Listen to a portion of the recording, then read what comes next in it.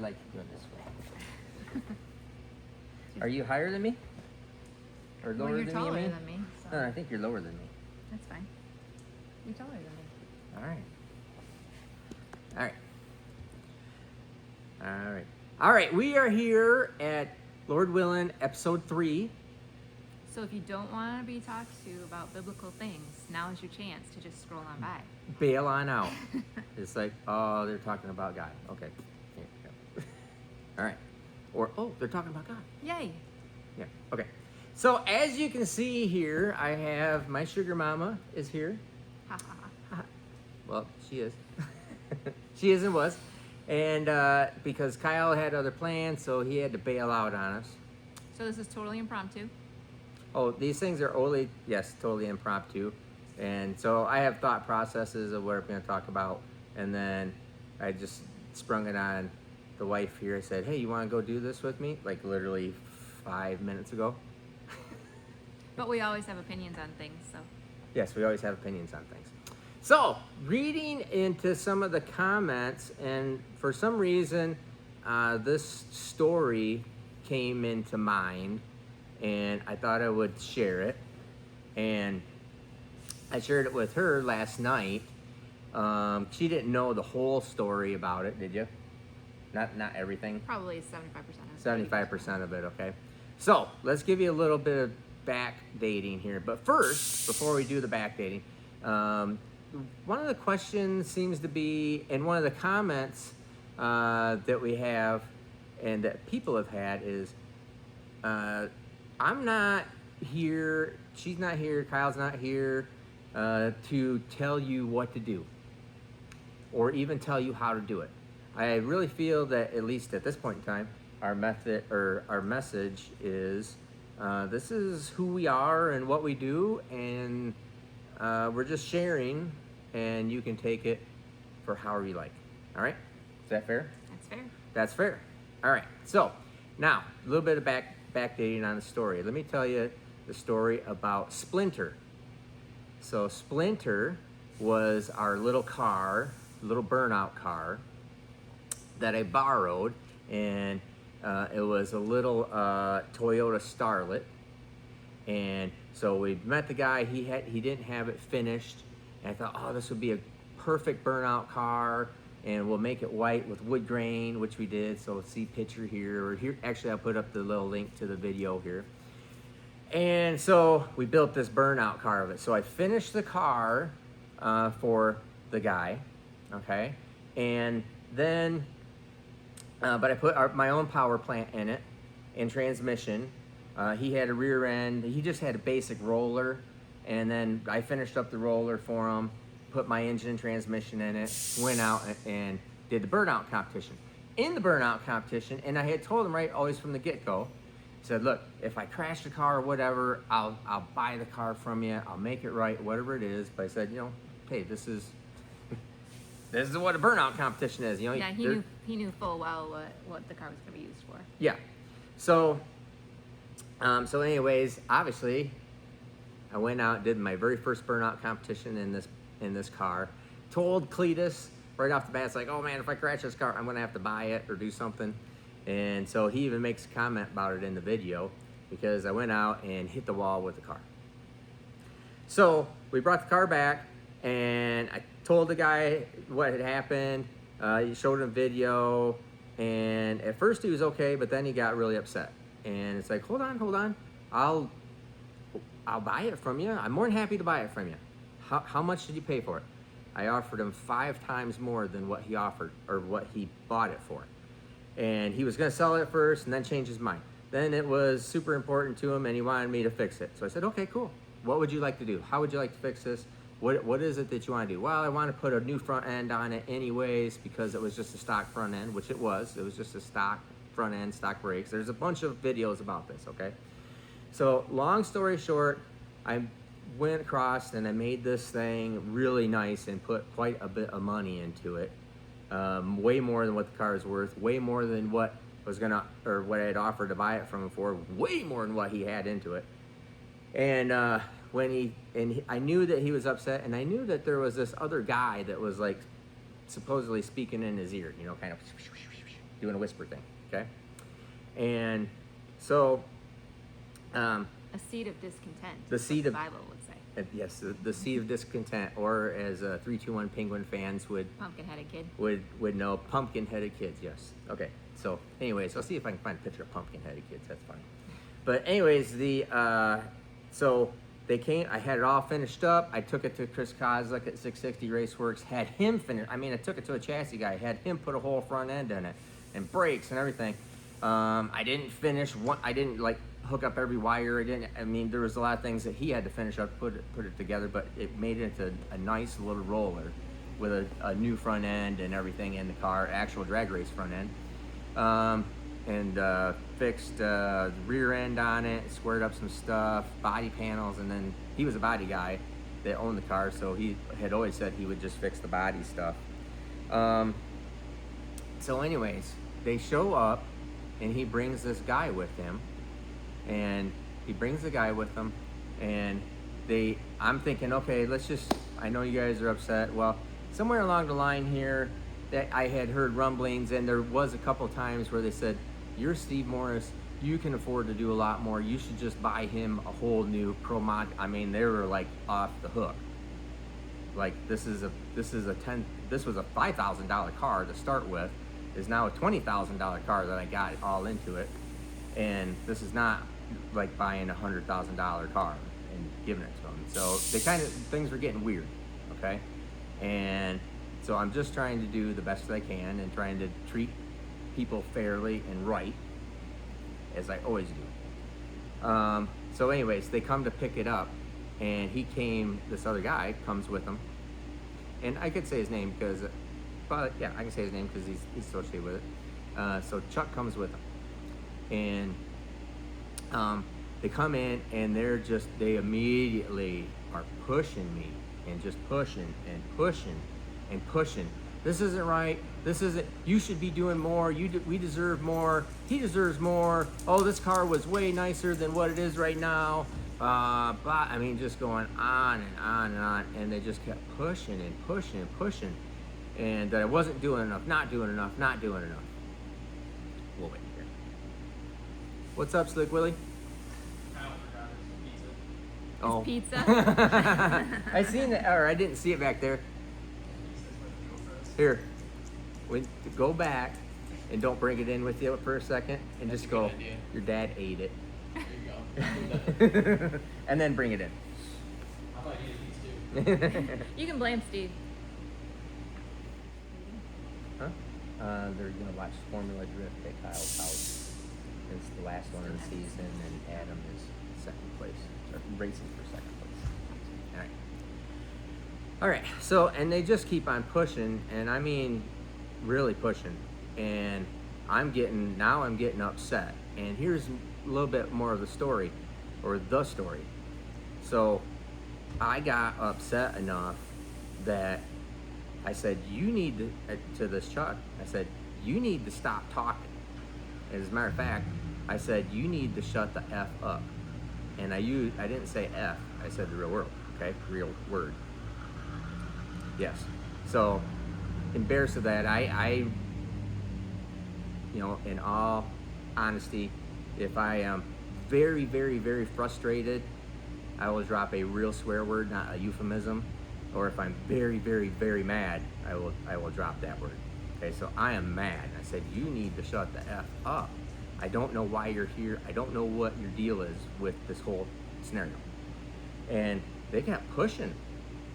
Even after I said that, they kept pushing me and just telling me how I'm not fair, I'm not doing enough, they deserve more. They just kept on going and going and going. And I was literally, after that point, I was literally thinking, wrongly so, I am gonna take a swing at this guy if he does not shut up. He's got like 5 seconds, and I'm gonna knock him out, okay? Which is totally wrong, okay? So, and they did stop, thankfully, Lord willing. They did stop before I did something that I totally would have regretted, okay? So, they left. They're unhappy. I'm unhappy. I'm unhappy because, I felt like I did everything they could. Plus, they're unhappy because they're just little at that time, Little Pumpkin-headed kids. All right. Seeds of discontent. Seeds of discontent. So about I think it was probably maybe don't hold me to it, maybe 4 or 5 months later. This is a while later. I randomly get an email from this Chuck, and he, in his email, he apologizes to me, and he says, "Hey, I wanted to let you know that I really believed what this other guy, the car owner, was saying, and it turns out he was lying, and I figured him out that he's just not good guy, was a liar, and I wanted you to know that I apologize to you, and I'm sorry." And I'm like, wow, okay. Now here's one thing that you can know about me, because sometimes she'll bring these kind of points up about how if somebody does something like that with me, I'm like, oh, okay, and then I forget. I mean, I'm like, it just is out of my mind, right? Sometimes I hold a little grudge for him. Yeah, That's not the right way to do it. Sometimes she holds the grudge for me, yes, and I'm like, what? That guy did this and said this about you, and I'm like, okay, I guess, all right, I don't really remember, but okay, probably did. But anyways, so he sends this apology to me, and then maybe a little bit later, maybe a month or so later, a few weeks later, I can't remember if I saw Chuck at the track first or if he actually called me first. But either way, he actually brings in, he says, would you like to do a little bit of work for me? I really need to have some block work done. I said, well, sure, bring it on down. And he comes down, and we talk a little bit more, and he says, hey, I'm sorry. He gives me the story of all that happened. I said, it's all right, bud. It's all right. It's all cool. I'm fine. And I appreciate you saying so.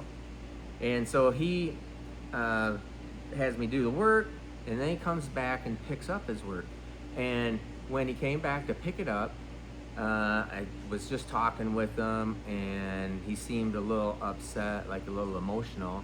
And I go, oh, so how's everything all going with you and everything?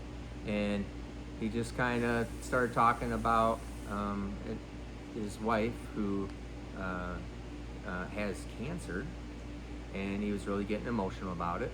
And I said, hey, would you like me to pray for you right now and pray for her? And he says, yeah. And so here's this guy that a few months ago I was so mad at that I almost lost my cool and punched him because I was so mad. And here I am just a few months later, and I'm praying for him and praying for his wife. So I think that's kind of a remarkable thing, and that's the way things work. And so sometimes I'm just a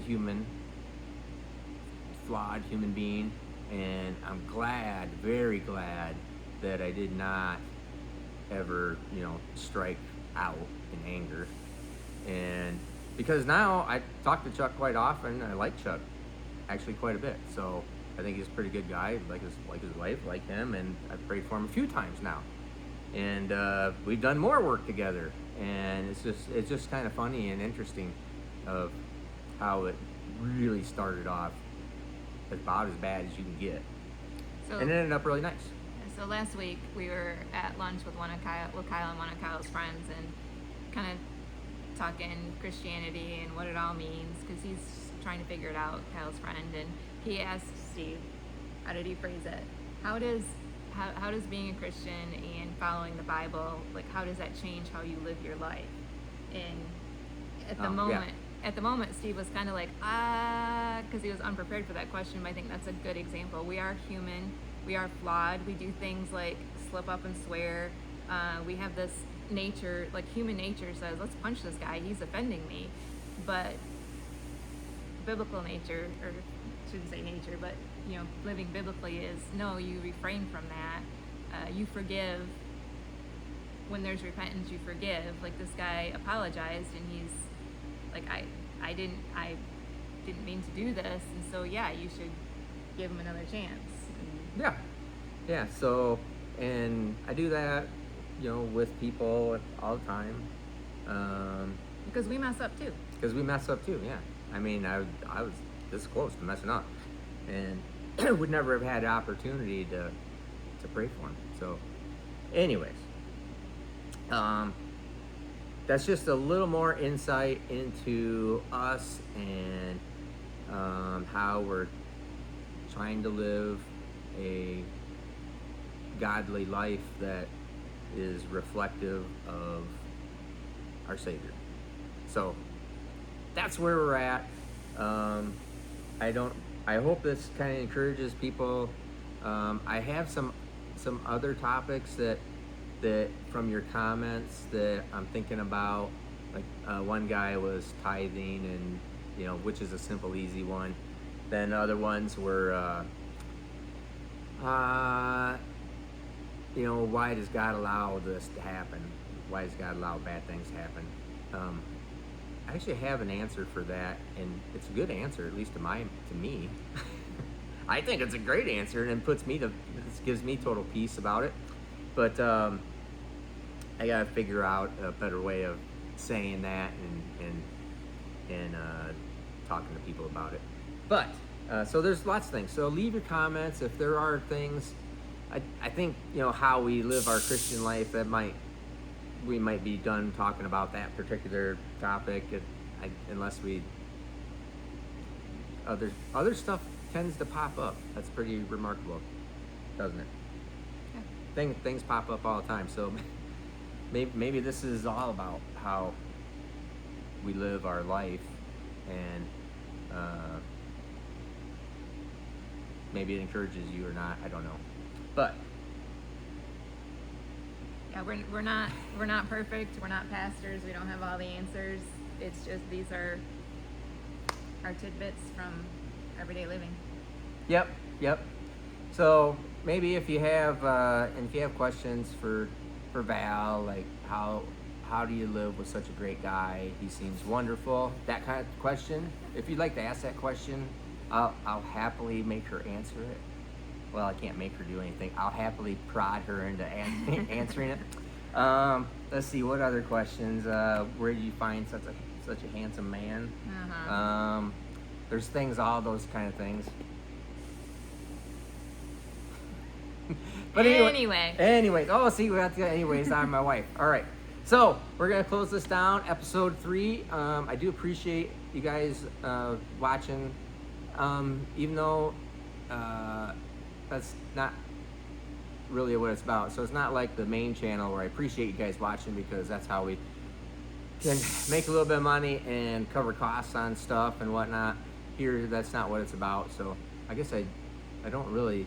We appreciate watching. I appreciate you watching it, listening to us, and I hope it's a different context. I just hope that it's doing something for you guys, and it's doing something for us, doing something for me. It makes me think about more things. Makes me, evaluate. Well, I constantly evaluate where I'm at, what I'm doing, what I'm thinking, if I'm right, if I'm wrong, where I'm wrong, why I'm wrong. Get tired of being wrong, stuff like that.